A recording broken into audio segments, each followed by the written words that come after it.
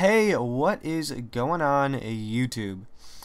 Alright, so I got a OU game against, I don't know his name, but it'll be in the title, and I felt bad because looking at his team, he really doesn't have that many standard OU Pokemon, and I brought such a serious team to this game. But regardless, this battle is like kind of weird because he didn't seem like he had much experience. I mean, neither do I, but this guy seems like he had probably like 1 or 2 games in. He had like a lot of weird sets on some Pokemon, and I don't know, just I don't know, but anyway, he leads off with Gallade, and I lead off with Ferrothorn, probably to get my Stealth Rocks up right away. I see he goes for Sword Stance, and I'm scared because this thing can easily take me out with the Drain Punch after a second one, easily take me out. So I go for the Thunder Wave because I wasn't sure about this thing's base speed. I thought maybe it would outspeed most of my Pokemon, but it actually has like 77 base power. So he goes for a second Sword Stance, and I'm like, this is no good. So I go for a Power Whip, and because it missed, that's terrible, because that Power Whip would have taken him out in one hit, because my Ferrothorn is offensively built. But he switches out.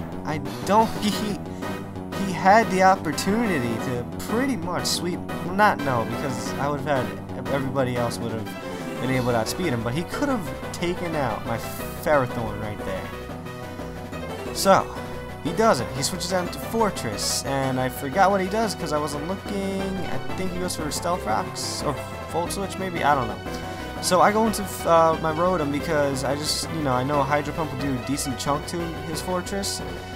So, I could pretty much scare him out too, but he switches into Snorlax to take it, and I'm fearing the Snorlax because it looks like it's a Belly Drum set, or maybe not, maybe a Curse set, but because it has Whirlwind. I mean, I don't know, it can go both ways, I guess.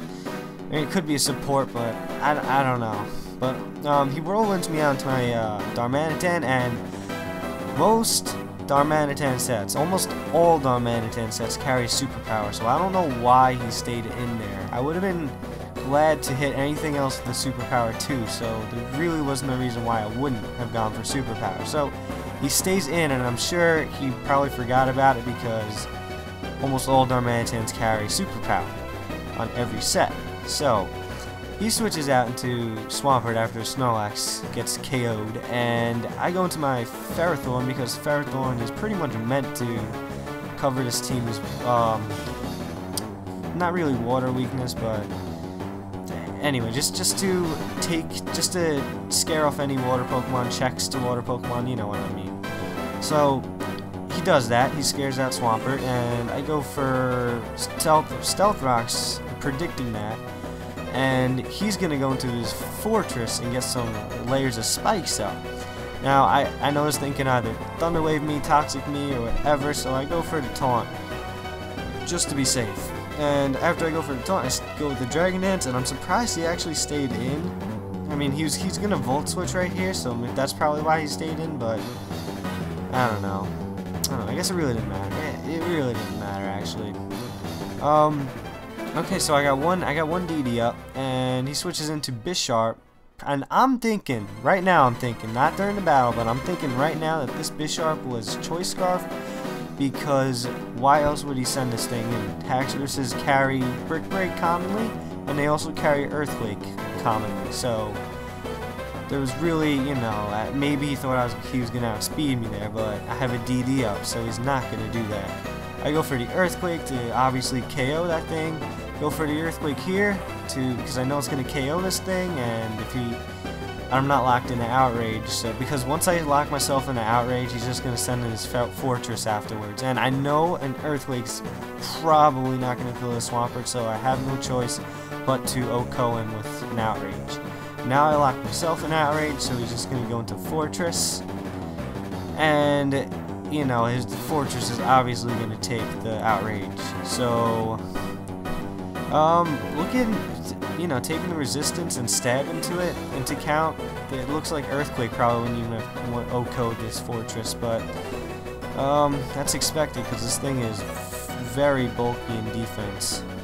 So I actually get a third outrage off, but it's not going to matter because he has the Rocky helmet of Fortress. I've really never seen Rocky helmet on a Fortress. I mean, a Ferrothorn makes a lot of sense because it has iron barbs, and combined with Rocky helmet, that'll rack up some damage, but Leftovers is such a better option on Fortress. So, I don't know, but because of his Rocky helmet, that's just going to take out my Haxorus after Life Orb recoil and all. And I'm switching to Latios to close the game because I know a Hydro Pump could miss from a Rotom, so and he just hit me with a Thunder move or some electric move. So that's why I went to Latios, because I knew that, I mean, Rotom really can't do anything to Latios anyway. So, that was a good game. If you liked the video, please leave a like. And if you want more Wi-Fi videos, then subscribe, because that makes a lot of sense, doesn't it? Okay, well, so that's all I want to say. Guess I'll see you next time. Peace.